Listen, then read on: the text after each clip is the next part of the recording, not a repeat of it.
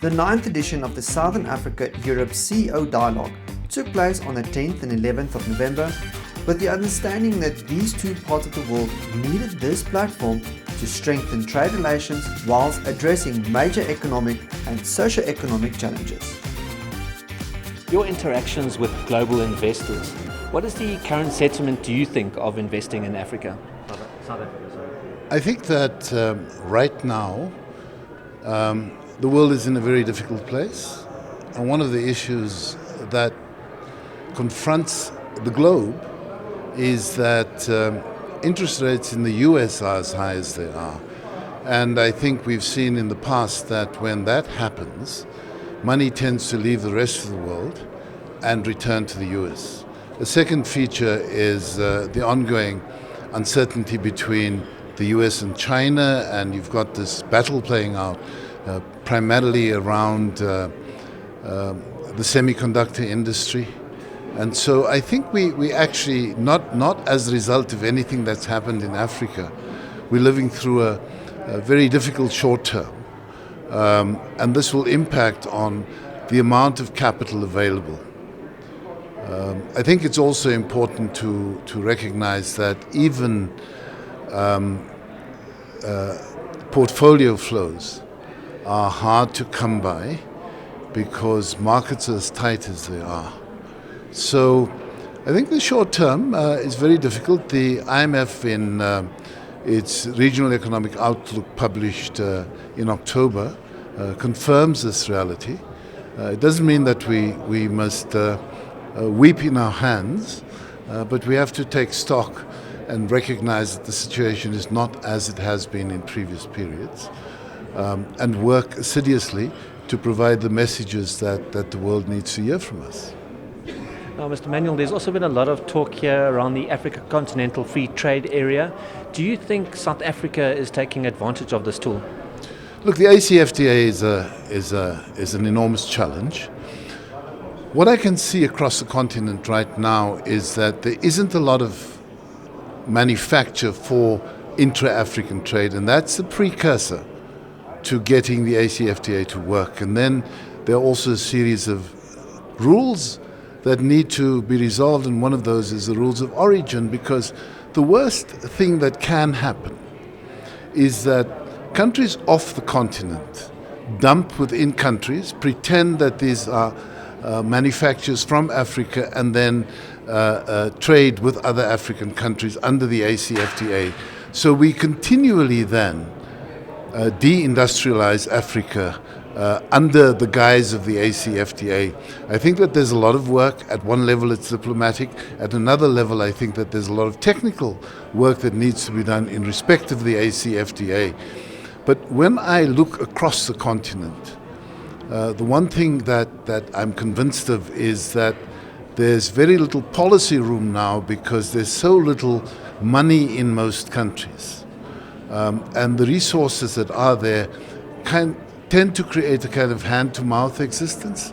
And so governments are not in a position frequently to stimulate the kind of economic development that would improve on manufactures and then grow. The other issue is that in tight economic circumstances, many of the traditional manufacturing hubs are also trying to get their goods out.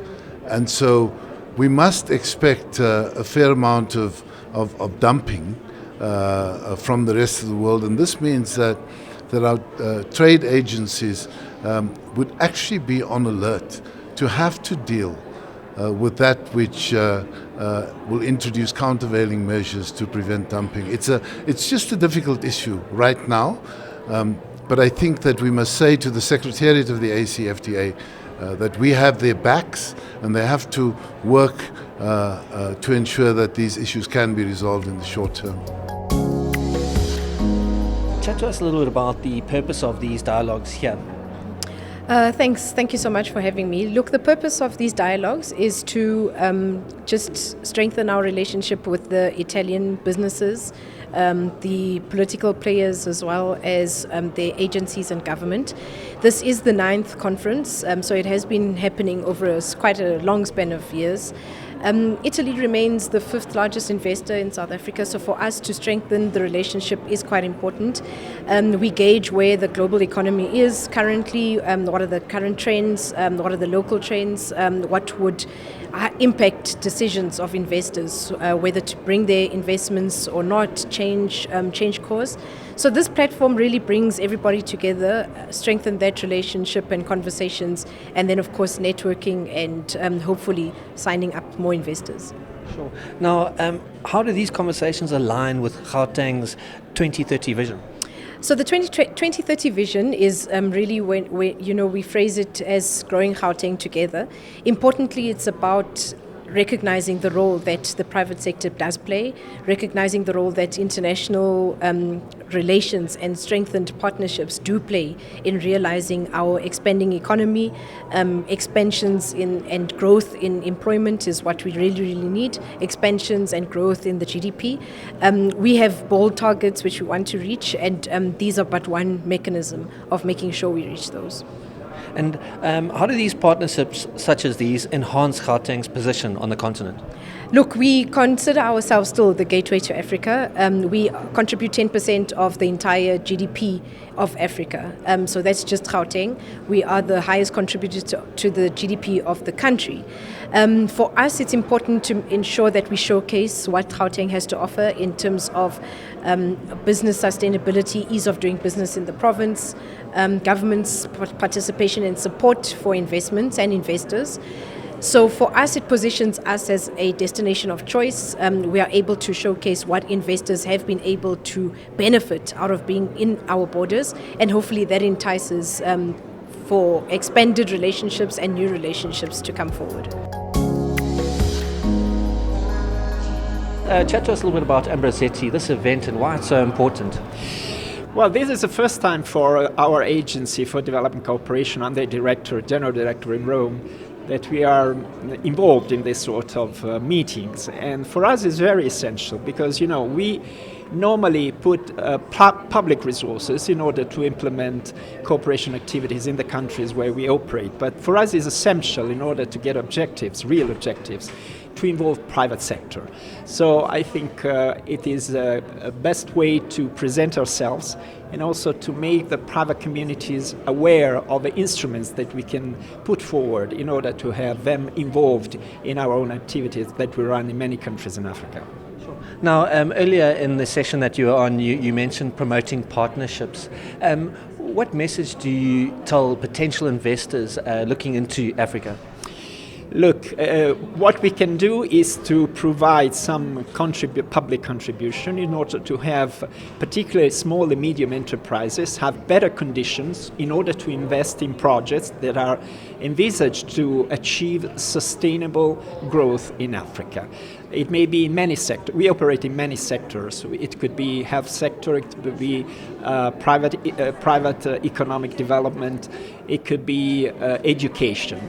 For us, what is important is that private companies come on board and realize activities that are envisaged to promote medium and long-term entrepreneurial activities in these countries.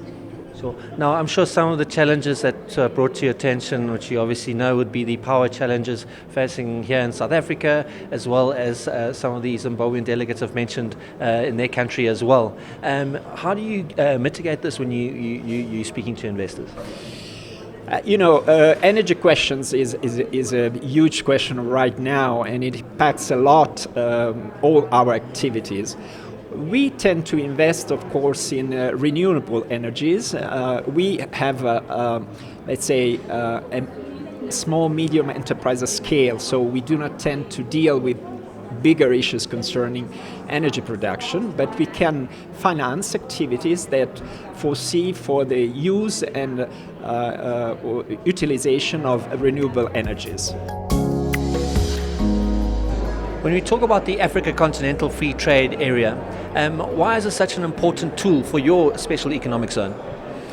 If you look at Limpopo, it's got these unique features. It's a province that is surrounded by 3 foreign countries, or neighboring countries rather. You've got Botswana on the west, Mozambique in the east, and Zimbabwe in the north. So That in itself creates a very strategic opportunity for Limpopo province. But you've got the Musina town, that is the home of the Beitbridge border post, the second busiest port of entry in the country. So because of that strategic location and it being located alongside the north-south corridor, it's a center of activity, a melting pot where people of the region meet, interact and do business.